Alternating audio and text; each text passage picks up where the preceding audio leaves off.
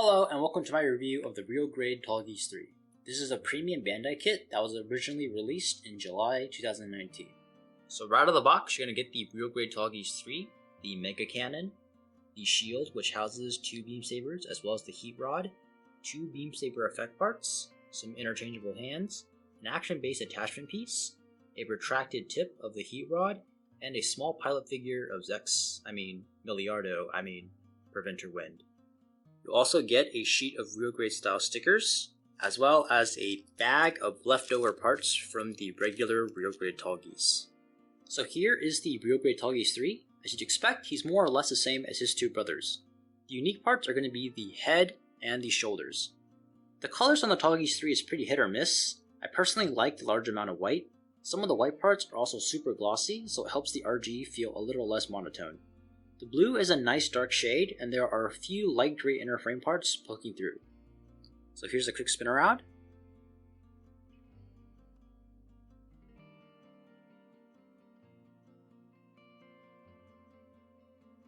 So on to articulation, the head is going to be on a ball joint, so it's going to have a decent amount of movement up and down, as well as off to the sides. You're also going to get a decent amount of rotation, though this mohawk thing does tend to bump into pieces. Now, because of the blocky nature of the head, it isn't quite as posable as your typical Gundam head. You can really see here how the head bumps into the collarbone. So the torso is normally locked into position, but if you rotate to the back and pull out this tab, it's going to become a lot more mobile. The abs are going to have a nice ab crunch, as well as a good range of movement up and down. Not too much side to side though, you're going to be able to wiggle it just a tiny bit. There's a small bit of rotation here at the waist, though it bumps into the huge waist skirts, so it's kind of limited. And finally, you can pull down this blue piece to reveal the cockpit, or at least something resembling a cockpit. So for the shoulder movement, you're going to be able to wiggle it in and out like so. It doesn't have a typical mechanism for reaching across the shoulder, but even without it, you can still reach across the shoulder a pretty respectable amount. In terms of the rotation here, if you move the super verniers all the way out of the way, he's going to be able to get a pretty respectable amount of rotation. And finally, you're going to get this giant hole here, which you will use to attach on the weapons. So for the arms, you're going to get a solid 360-degree rotation at the shoulder. It should be interesting to note that the arms don't default to a straight position. They're always going to be at least slightly bent. Though you are going to get a solid 180-degree bend with some sliding elbow armor. There really isn't anything too special about the wrists, it's just going to be a regular ball joint with interchangeable hands. So in addition to the closed pair of fists, you're also going to get the open hands, the weapon holding hands, and a special right hand that's slightly angled at the wrist. So on the back, you're going to find 2 super verniers. They're going to be attached into the armpit via this arm, and the arm itself has a good range of movement up and down. The attachment point for the boosters also has a good range of movement, allowing it to be angled like so, and also angled sideways, like so. So to deploy the super verniers, what you're going to want to do is pull out the 2 sides, here and here, like so. It'll expose these thrusters. Next, you'll want to pull down on this piece, and what should happen is it exposes another thruster, and this part over here pops up. And for the final step, you just want to grab the wing here and pull it down, and this should pull down the thrusters. And then the thrusters are slightly movable, so you can move them to better angle them into a boosting motion, like so. So now onto the waist. He has no front skirts per se, but if you lift up here on the front plate, this part here will also extend. No comment. The side skirt is normally going to be pegged into the thigh, but you can easily unplug it and then hide the peg, like so. Once unattached, the huge side skirt is going to have a crazy amount of movement thanks to the 2 sets of ball joints here and here. You're going to be able to rotate it all over the place, as well as wiggle it up and down. It also can slide open for an open hatch-esque gimmick. So for the huge back skirt, you're not going to have too much movement as a whole, but each individual part can move up to expose some huge thrusters. It really gives off a unicorn vibe, or rather, the unicorn is giving off a Tallgeese vibe. So the legs are going to be on the swing mechanism, which allows both legs to swing back and forth ever so slightly. So onto the legs themselves, the thigh is absolutely massive, a trademark of the Tallgeese. With the side skirt attached, the movement is pretty limited, but once you detach it, you can do a 90-degree kick if you just move the side skirt out of the way, like so. And the backswing isn't too impressive either because the back skirt doesn't really move. However, he can do a full split. So once you get the thigh into place, you can usually get the side skirt reattached, no problem. For the bend, it's not going to be quite 180, though it's still going to be pretty impressive. The way the knee slides open is pretty unique. I really like it. So onto the lower leg, you can kind of see the light inner frame detail poking through. The ankles don't have too much side-to-side movement, though there is a serviceable amount of back and forth movement. The toes can also move up and down ever so slightly. So onto the weapons, the Mega Cannon is going to come molded in this gray color with some piping and this blue piece back here to spice it up. The handle here is going to have a hole for the hand to peg into. You're also going to get an attachment arm which has a nice amount of mobility. In terms of moving parts on the Mega Cannon, you're going to be able to slide the tip out and then expand these two parts. And now you're going to have the Mega Cannon in its firing mode, though it's not quite as impressive as the anime. So here is the shield. It's got a nice angular shape to it and some very nice color apps. I really like the red vents up here. The attachment arm isn't going to be the same as the Mega Cannons, though they should serve the same purpose.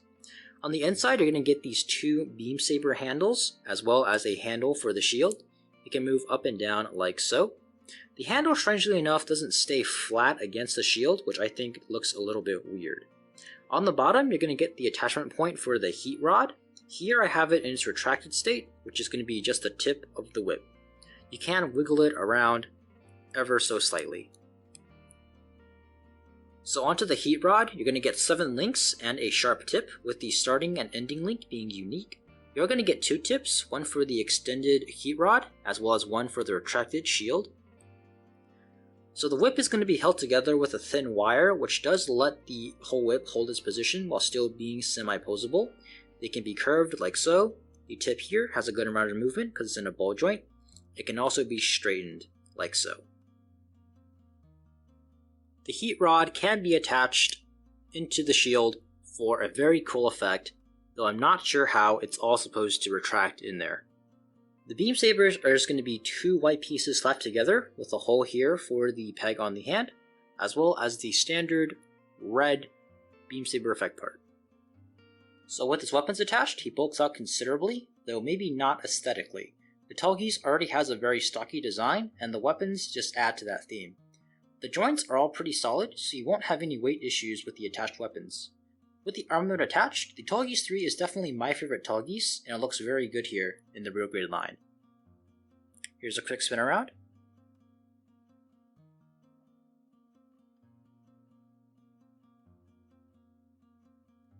Ground posing isn't really this guy's forte with the huge weapons and all, but he can pull down the looking down the beam rifle pose.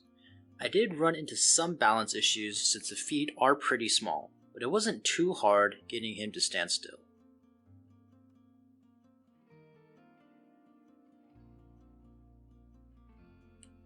He can pose the heat rod dynamically on the ground. The attachment arm holds the entire shield up pretty well, though the fact that the weapons are attached by the shoulders and the arms being permanently bent does kinda limit the posability. You can't get the hand to hold the shoulder using its handle, though it looks kind of awkward, and I really wouldn't recommend it. Let's take this guy up to the air with the help of the action base attachment as well as an action base.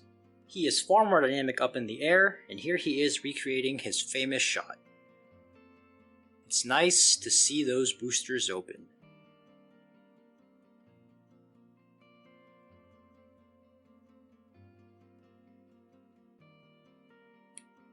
Here he is in melee combat, using his beam saber and heat rod.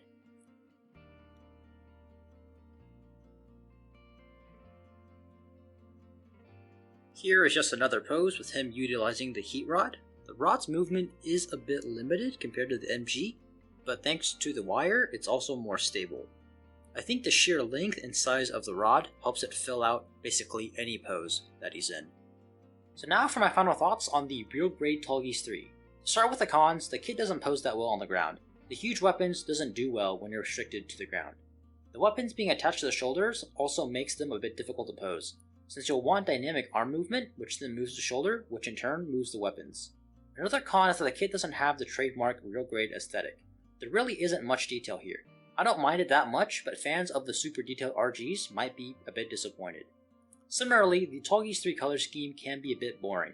If you don't like the way the Tallgeese 3 looks, I don't think this kit will change your mind. This is a smaller con, but being a PBandai kit, it might be hard to get a hold of at a reasonable price.